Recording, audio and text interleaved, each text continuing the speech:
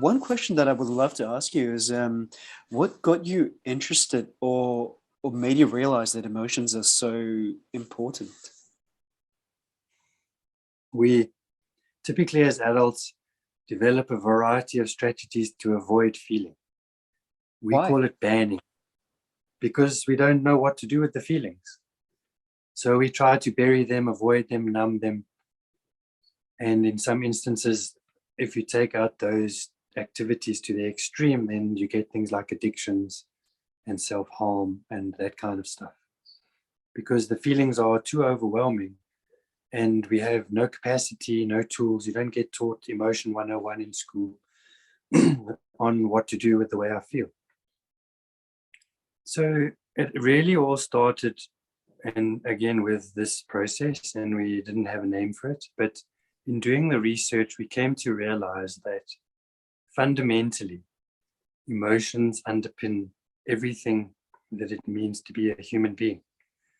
And in our Western world, strangely enough, we pay so much attention to what goes on in our head. And it's beautifully illustrated like this. It's almost as if our body exists purely to support our head and our thinking.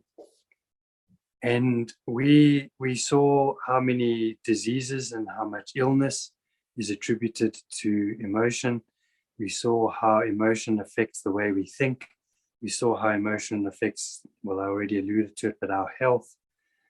And it was quite odd in a way to us that not more attention has been put on dealing with or managing emotions. But I think the reason for it is because if you come at emotions through the head, then you're going to miss it, because it's like feeling and thinking are neighbors.